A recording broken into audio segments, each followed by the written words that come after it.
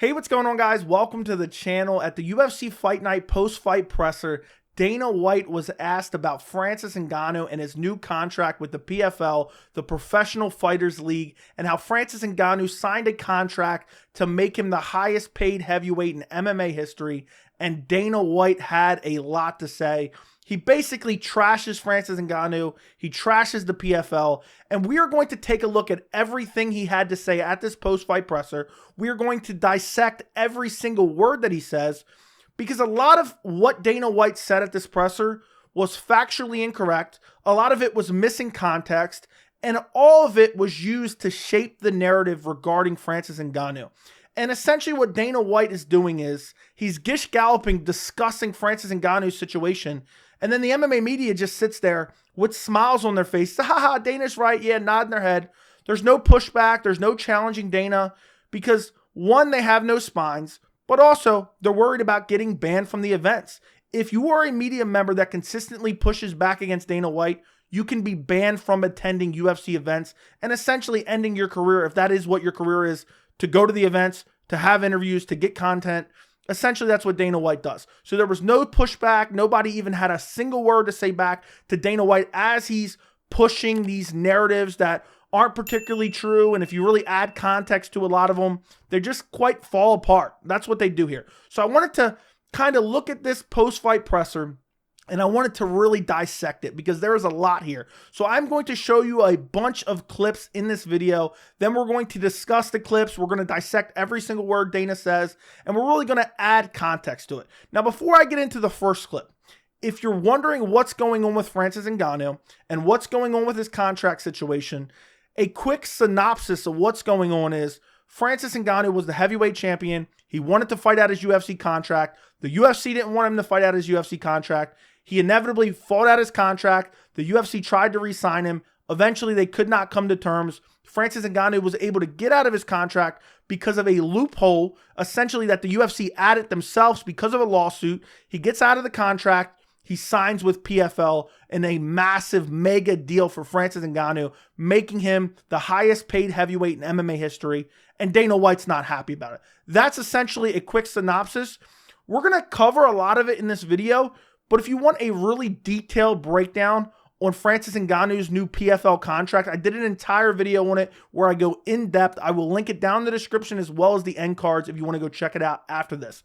But I want to get into the clips because there's a lot to cover in this video. I don't want to make this video particularly long. So let's take a look at the first clip when Dana White is asked about Francis Ngannou. Based on what I know about the deal, which is not much, it makes no sense to me. I mean, you're going to pay a guy not to fight for a year, and it's already been like 18 months. He's fought 3 times in the last 3 years. It's just not what we do here. It's not what we do. So there you hear Dana responding to the deal that Francis Ngannou signed, saying, I don't know much about it. Well, you could have stopped right there. If you don't know anything about it, why are you even speaking of it? And then he goes on immediately to say, oh, they're paying a guy to not even fight. He won't fight till 2024. And he mentions this multiple times. Francis Ngannou has fought 3 times in the past 3 years, and that's just not what we do here. Oh, really, Dana? Is that really what you don't do here? Because what about Colby Covington? Colby Covington, over the past 3 years, he fought once in 2022. He fought once in November 2021. He fought once in 2020. The last 3 years, Colby Covington has only fought 1 time per year, and he's won 2 out of those 3 fights. Well, you wonder why I'm bringing up Colby Covington? Because he's getting the next title shot, according to Dana White. But that's not what we do here. That's not what we do here. Oh, what about Conor McGregor? How often has Conor McGregor fought in the last few years? So he fought twice in 2021. He fought once in 2020. He did not fight at all in 2019. He fought once in 2018. And you look at since 2016, since the end of 2016, essentially 7 years ago, this is craziness. He has fought 4 times. Conor McGregor has fought 4 times. He didn't fight in 2022. He hasn't fought in 2023. He doesn't have a fight against Michael Chandler scheduled in 2023 currently. And I know somebody's going to say, well, Conor McGregor had an injury. Well, guess what? Francis Ngannou, for the last year, has had an injury, a torn ACL and MCL, had to get surgery to repair it. So we're comparing apples to apples here. And if you need some more examples, you know, it doesn't take long to come up with some more examples. What about John Jones? How many times has he fought in the last 3 years? So he fought once in 2023, 0 times in 2022, 0 times in 2021, and once in 2020. Oh, so there you go. There's multiple examples right there. Oh, you need another one? What about Stipe Miocic? Supposedly the guy who's fighting for the heavyweight title next. How many times has he fought over the past few years? So he's not fought in 2023 so far. We're halfway through the year. He hasn't fought in 2022 at all. He fought once in 2021. He fought once in 2020. And he fought once in 2019. Oh, and guess what? Guess where Stipe Miocic is supposedly going to be next? He's going to be fighting for the title next. So he's talking about, we don't do that here, but I just gave you a list of examples where they clearly do it here. And I could come up with more. Kron Gracie. How often is Kron Gracie fighting? Now, he's not nowhere near a title picture, so I didn't really want to use him as an example, but you get my point. Dana White says we don't do that here, and they clearly do. And Francis Ngannou, the whole situation about Francis Ngannou doesn't fight. And this is an argument that I've seen argued time and time again by fans. Francis only fights once a year. This is an outright bogus argument. We're going to talk about it more later in the video. But he fought Ciryl Gane in 2022. He had no ACL. He tore his ACL. He fought in 2022 because he wanted to fight out his contract. So he did not fight. He only fought once in 2022. Okay. And that was because of an injury. In 2021, the UFC sidelined Francis Ngannou because he wanted to fight out his contract. He asked for fights in July. He asked for a fight in September. The UFC would not give him fights. Then you go back to 2020. Francis Ngannou has a public record of complaining about the UFC not giving him fights. And Dana White responding to it on public record. So you look at 2020 and 2021, both of those are the UFC's fault. Francis Ngannou wanted to fight more than once a year. He was ready to fight. He was advocating. He was asking for fights. Dana White was responding in the public domain. You can find it anywhere. And then you have 2022 where Francis fought once and he had an ACL tear. And so then he took time off to repair that ACL. So that argument is completely done. No context to it. Dana's just trying to find a way to delegitimize Francis Ngannou. Let's take a look at what he says next. The day that we released him, I knew exactly what was going to happen. And Francis wants to take 0 risks. Doesn't want to take any chances. And he obviously didn't want to take a chance against John Jones. And after we saw what happened with Ciryl Gane, you know, I don't blame him. I think the outcome would have been exactly the same. And I'm sure most of you do, and I'm sure Francis does too. You know, and the media makes it sound like that I'm saying that he's afraid of him. I don't think that he's afraid of anybody. It's just the fact that he doesn't want to take any risks. So there you hear from Dana. The second we released him, we knew what was going to happen. Well, you didn't release him, Dana. Francis Ngannou fought out his contract. And we're going to take a look. Francis Ngannou actually responded to what Dana White said at this post-fight presser. We'll look at that towards the end of the video. I want to get through all the Dana White clips. But the day we released him, that's awfully a good use of the word release, because that's not true at all. Francis Ngannou fought out his deal. He fought out the deal that he signed with the UFC and then refused to sign a new deal unless he was happy with the terms, which he wasn't able to come to terms with the UFC and Dana White. Then he goes on to say, yeah, Francis Ngannou just doesn't want to take any risk. And then he goes on to say, essentially, Francis Ngannou would lose to John Jones. You see what John Jones did to Ciryl Gane? John Jones may very well defeat Francis Ngannou if they fought, okay? I'm not denying that. That may have very well happened, but Francis Ngannou may have very well beat John Jones as well. That's why the fans wanted to see that fight. And to act as if it's a foregone conclusion that Francis Ngannou would have lost to John Jones if they fought is an absolute delusion. And to act as if Francis Ngannou doesn't want to take any risk. Francis Ngannou fought on a very low deal with the UFC because he did not want to re-up. The UFC, when you're a prominent name in the UFC, when you start to get towards 2 fights left on your contract, 3 fights left on your contract, the UFC likes to re-sign you for a 7-fight deal, 8-fight deal, because it doesn't hurt the UFC to sign you for these long deals because they can cut you at any point in time. But you're locked into those contracts regardless. So the UFC attempted to re-sign Francis Ngannou. He turned them down, fighting for less than he would have made had he re-signed.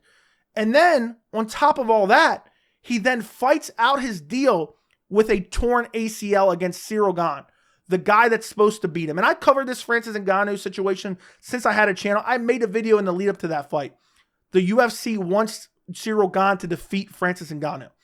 And for Dana to act as if just because John Jones defeated Ciryl Gane, he would definitely defeat Francis Ngannou. Ciryl Gane has no grappling at all. We've seen that in the Francis Ngannou fight, and we saw Francis Ngannou with a torn ACL in that fight, a compromised Francis Ngannou.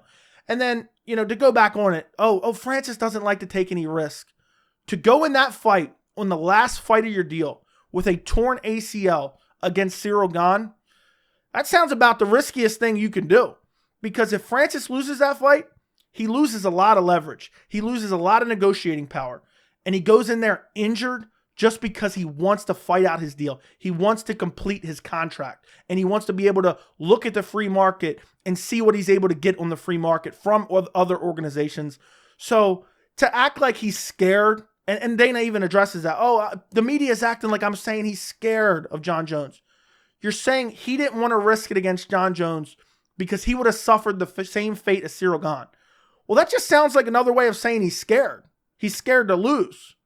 That's literally what you just said. Of course, no media pushback at all. That's just what Dana White has to say, and everyone just eats it up. And a lot of the brain-dead UFC zombies who just regurgitate everything Dana says, they just lap it up. Yeah, Francis is scared of Jones. He was scared to risk it. Let's move on to the next clip because Dana has a lot to say in this post-fight presser. PFL is going to pay this guy to train for a boxing match that may not even happen and that they might not even be involved in. How does that make any sense? It doesn't make sense to me. I mean, Anthony Joshua called it a gimmick fight this week. When asked about that fight, he's like, I'm focused on fighting the best guys in the world. I'm not interested in the gimmick fight right now. And that's one of the big problems with boxing right now is it's all about these gimmicky type fights. And that's just not what I do here. It's not what I do. I put on fights with the best fighters in the world and fights that people want to see. Francis could have done a deal here. Hunter threw the kitchen sink at that guy, Hunter went to more dinners with Francis Ngannou and did everything in his power to try to get this fight done. So there you hear Dana White saying the PFL is going to pay him to train for a boxing match that may not even happen. And Anthony Joshua, a boxer, already came out and called it a gimmick fight. First off, PFL is not paying him to train for a boxing match. They're paying him for when he fights in their organization. Now, may that be in early 2024? May that be in mid-2024? Yeah, it could very well be. But guess what? One of the sticking points for Francis Ngannou is he wanted the freedom, the ability to be able to box and fight in MMA. And guess what? That's exactly what he got from PFL, which the UFC was unwilling to budge on. What really got me with this clip, and I thought of it immediately, Dana White goes on to say, Anthony Joshua said, this is a gimmick fight. I'm not boxing Francis Ngannou. I'm not putting on a gimmick fight. And Dana says, yeah, exactly. Those gimmick fights is exactly what's wrong with boxing. And that's not what we do here. Oh, the irony. Because Dana White, literally 3 minutes before he said this, he was talking about, can't wait for that BMF title fight. They're literally doing a fake WWE championship. The headliner of UFC 291, Dustin Poirier versus Justin Gaethje for the BMF title. Does it get any more gimmicky than that? I mean, that's the biggest gimmick I've ever heard. And if you think, is that the only one? I believe CM Punk was signed to the organization from WWE. I believe there was a fight from many years ago, Randy Couture versus James Toney, a UFC heavyweight versus a boxer.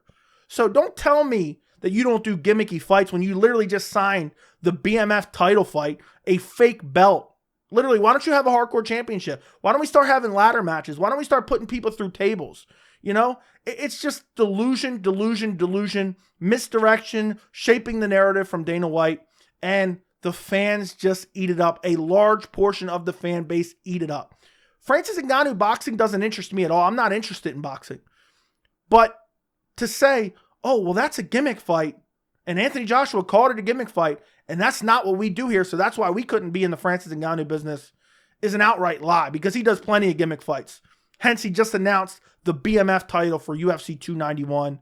Dana White is completely unhinged, in this post-fight presser. Let's move on to the next clip. Francis just thinks like that he's in a position where he's got some Conor McGregor-Mayweather fight on his hands, which he does not. That fight was like a once-in-a-lifetime type deal. Fight that I wasn't very interested in. But at the end of the day, it became so big. The right guys, the right time, the right place. The fans wanted it. So we did it, and we got it done. MMA guys versus boxers doesn't make any sense to me. But I know that he thinks there's all this money in it. I disagree. So there he goes on to say, MMA guys versus boxers. That's just not what we do here. And I don't think there's any money in it. Well, you did Randy Couture versus James Toney, and I understand that was a while ago. And I understand Francis Ngannou may not get this mega boxing match that he's hoping for. But at the end of the day, all he wanted was the freedom to have that opportunity if it's presented itself. He may not box Tyson Fury. He may not box, Anthony Joshua or Deontay Wilder. And I'm not particularly interested at all. I think I'm not into MMA fighters fighting boxers ever.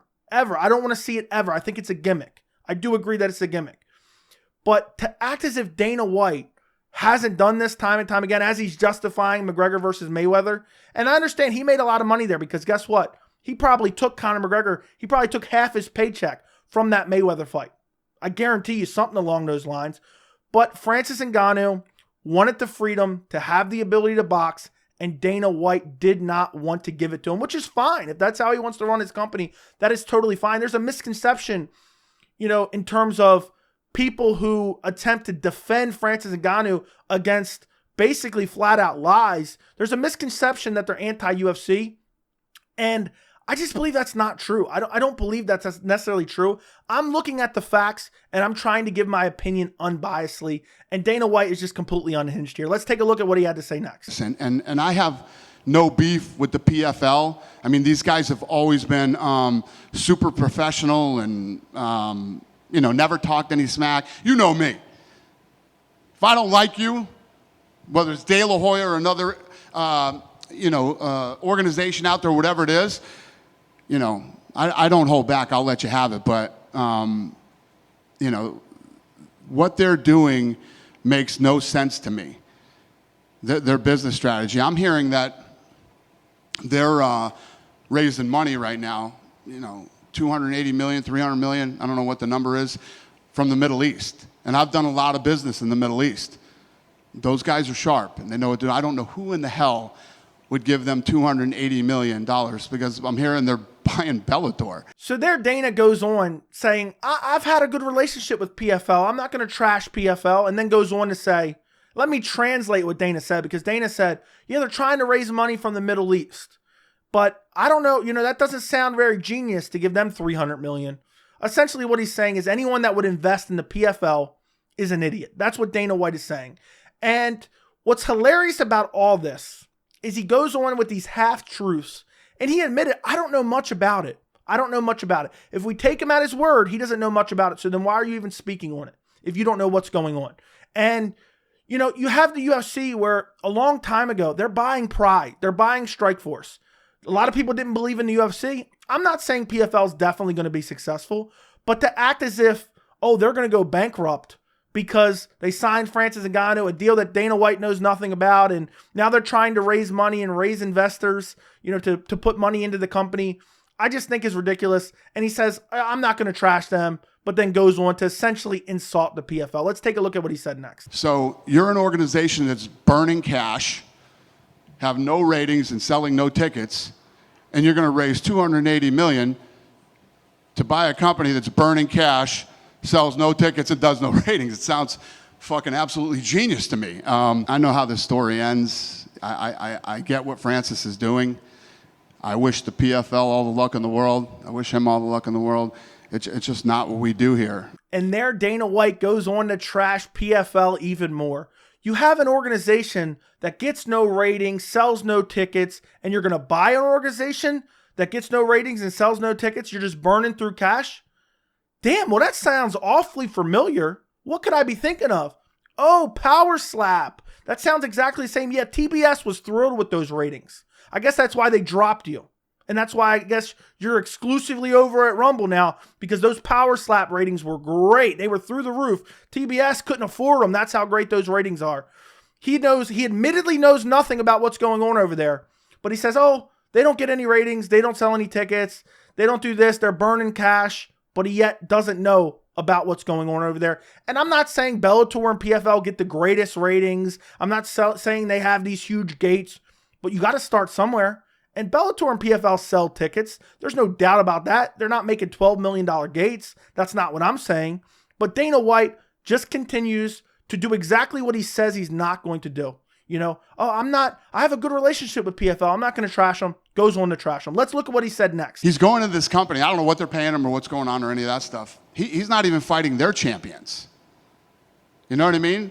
He wants to box. He signs with this company, and he's not even willing to fight their champions right now. He's fought 3 times in the last 3 years, and it's been like 18 months since he's fought, and from what I'm hearing, he's not going to fight for another year. So there you hear Dana White continue on to talk about a situation. I don't know what they're paying him, and I don't know what's going on over there, but Francis Ngannou won't even fight the PFL guys. He's talking about Ante D'Elia and Bruno Capoloza, and he puts more context on it in the next clip, but he's saying Francis Ngannou's not even fighting those guys, and I find it highly unlikely that he fights those guys, but Francis Ngannou never came out and said, I'm not fighting those guys. He never said that. Nowhere did he say that. If someone sees that, let me know down in the comments, because I haven't seen that. So Dana White, again, continued to pushing a narrative that Francis Ngannou doesn't want to fight certain guys. He's looking for favorable matchups. And then at the end, the same tired narrative. Francis Ngannou only fought 3 times in 3 years, and he's been out for 18 months, and he's not fighting until 2024. The point of him not fighting until 2024 is because he wants to box. That's been a dream of his that he's been adamant about for years. Whether or not that happens remains to be seen. And also, Francis Ngannou, when he negotiated this lucrative deal from PFL, he guaranteed his opponent at least a $2 million salary, base pay. So guess what? That's a hoping to lure out an opponent. There's someone else that may fight out their contract in the UFC. There might be some other guys from other organizations who could end up coming to PFL because of that $2 million guarantee. And even if that doesn't happen, nobody comes over from the UFC and potentially fights out their deal. Guess what? Francis Ngannou probably got them a bigger contract because he gave them leverage. You know, Jalton Almeida just signed a new contract. He could say, well, you know what? I don't want to sign this new contract. I want to fight out my deal.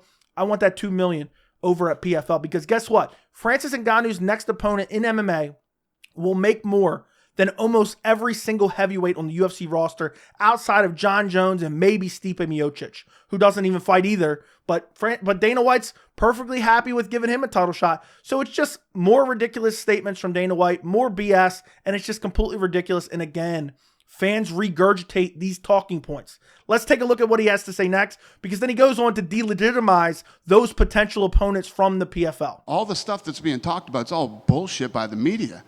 The media is creating all this bullshit. It's like, I had to listen to this fucking Robin Black, who looks like he came out of a fucking 1997 fucking time warp, talking shit. If anybody needs a makeover, somebody please help that dude. Get him, what's that show on TV?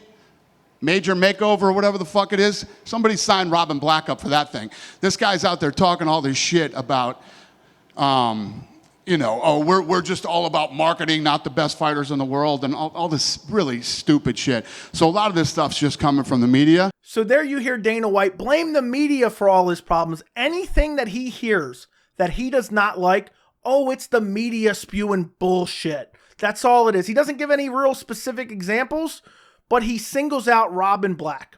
And let me start off by saying this. When people can't attack the merit of your arguments, they immediately go for appearance. And I understand maybe what Dana said was kind of funny. He said, oh, this guy came out of a 1990s time warp. Ha, ha, ha. You're attacking his appearance because you can't attack the quality of his argument. And you don't even present his argument, really. You kind of give a half-hearted attempt to present his argument. I went and looked it up. What Robin Black had to say was essentially the UFC is king of promotion and narrative. It doesn't matter if they have all the best fighters, because they will convince you that they do regardless. Because the UFC is so good at promoting, and that's essentially what he was saying. They convince that everyone, to all the fan base, that only the best fighters are in the UFC, And that's just simply not true. Do they have the highest depth pool in terms of talent? Yes, they do. But is there other fighters that can be very competitive in the UFC that are outside the UFC that could fight for UFC titles tomorrow? Yes. Is there plenty of fighters that are in the UFC that wouldn't be very good in other organizations as well? I mean, think about the bottom of the barrel fighters the UFC has in some of these fight cards. It's ridiculous. And of course, he had to attack his appearance because he couldn't attack the merit of his argument. Absolutely ridiculous. Let's take a look at the last clip from Dana White. But when you think about Francis, their last champion, or maybe it was his current champion, lost to Tybura, right? And then the champion now, I think, lost to Yuri Prohaska in the first round, who isn't even a heavyweight. Francis doesn't want to fight these two guys now. Am I the only one that this whole thing is just a bunch of bullshit? So that's my 2 cents. So there's the clip where you hear Dana White delegitimizing future opponents, talking about Bruno Capoloza and Ante D'Elia, and saying, oh, well, he lost to Yuri Prohaska and he lost to Tybura. And he's talking about fights from years ago. And you can pick apart different fighters and say, oh, well, they lost to this person, lost to that person. Well, you can say, oh, well, John Jones lost to Matt Hamill. You add context to it, it doesn't matter. You can talk about Jamal Hill lost to Paul Craig, and that's fairly recent. You can sit here and attempt to delegitimize anyone's resume based on who they lost to in the past. But even then, he's delegitimizing them when they're potential opponents for Francis Ngannou, but then goes on to say, Francis Ngannou doesn't even want to fight them because he's scared of them. That's what he's implying. He's scared to risk it. He's scared to risk losing against them. Just totally delusion from Dana White. He's completely unhinged. And then he goes on to say, oh, but that's my 2 cents. The clips from this video were roughly, I think, 5 to 6 minutes. Yeah, that was a good 2 cents where nobody even chimed in. Not a single media member said, well, what about this? What about this? You have fighters who are fighting for titles who fought once in the last 3 years or once over the last 3 years. It's just ridiculous. And this is all exactly what Robin Black said. Dana White is attempting to shape the narrative. What Dana White says, a lot of the WME or the Zuffa zombies, whatever you want to call them, they run with this stuff. They regurgitate it. Most of what Dana White said here is easily provable as false or flat out missing a lot of context. And if you really put it in context, what he's saying makes absolutely no sense. At the end of the day, Francis Ngannou, what he desired from the UFC, they were not willing to give him, which is perfectly fine. It's their company.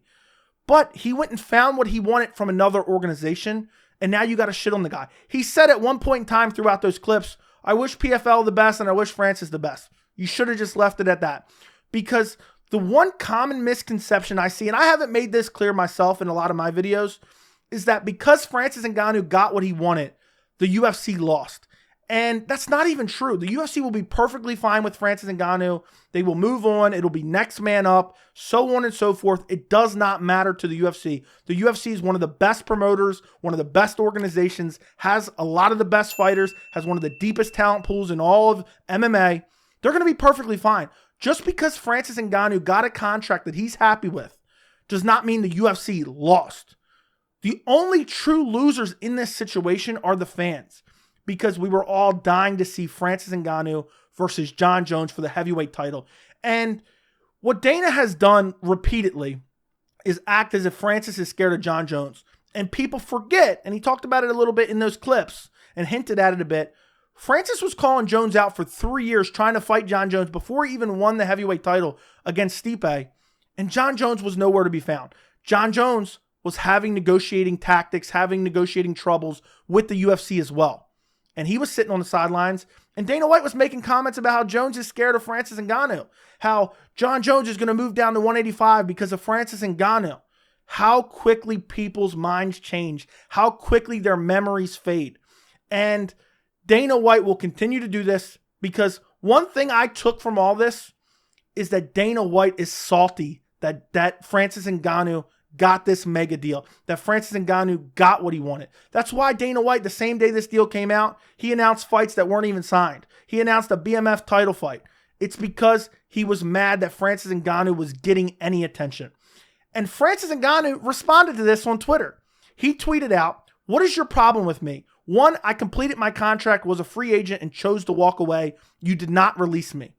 100% accurate. Two, I hate taking risks. That's why I defended my title to fill my contract with no ACL or MCL. True. Three, the reason I fought 3 times in 3 years is because you wanted to control my deal and sign a new one and freeze me out. I owe these guys 3 fights a year. Isn't that what you say? What happened? I always asked for and never said no to any fights in those 3 years. I'm finally getting paid and respected and have a deal that's fair and equal for all. Everything Francis Ngannou said was facts. Everything that he said was facts. And Dana White, nobody presented it to him. Nobody presented to him a counter argument because the MMA media is scared of him. Francis Ngannou got what he wanted. The UFC and Dana White didn't give Francis Ngannou what he wanted, so he moved on. That's perfectly fine. I understand the UFC not wanting to let Francis Ngannou box. Why do they want to let their heavyweight champion potentially, delegitimize himself by getting beat up in a boxing ring? I understand that. And if the UFC didn't want to go with what Francis Ngannou want and give in to some of those demands, I completely understand it. So why do we have to have this petty game of Dana White shaping the narratives with flat out lies? And it's absolutely delusional. It's unhinged of Dana White. And I just believe Francis Ngannou is going to go on and do what he's going to do. He's made his money. He's already rich. He said multiple times, it's not about the money. Well, guess what? He's got all these extra stipulations in his contracts of what he wanted from the UFC that the UFC was unwilling to give to him. And now he's happy, supposedly. And Dana White honestly sounds like a jealous ex-girlfriend. That's what he sounds like. And Francis Ngannou kind of called it out. Like, what's your problem with me? I'm free and happy and you're mad about it. And it's all it is Dana White trying to delegitimize Francis Ngannou because he doesn't like that Francis Ngannou got what he wanted. And I just think that in the future, we're going to find out what happens with Francis Ngannou. We're going to find out his future opponents. We're going to find out what his pay-per-view buys does. But at the end of the day, he got the biggest contract in MMA history. And if you don't want to watch, don't watch. That's what Dana White says. If you don't want to watch, don't watch. Don't watch Francis Ngannou PFL if you don't want to. But guess what? He's still one of the best heavyweights in the world, one of the most exciting heavyweights in the world. And the UFC absolutely botched Francis Ngannou's career over the past few years by attempting to control him in the contract and freeze him out and not offer him fights because fighters aren't going to take him to court because what are they going to get hung up in a lawsuit for 2 to 3 years? And they're not going to fight. They're going to lose all that the earnings they could potentially earn. Dana White says repeatedly, we offer these guys 3 fights a year. Otherwise, we have to pay them. That's not always true. And Francis Ngannou calls him out for it. But let me know what you guys think about all this down in the comments. Is there anything I missed? Don't forget to like the video. Don't forget to subscribe if you enjoyed it. And thank you so much for watching.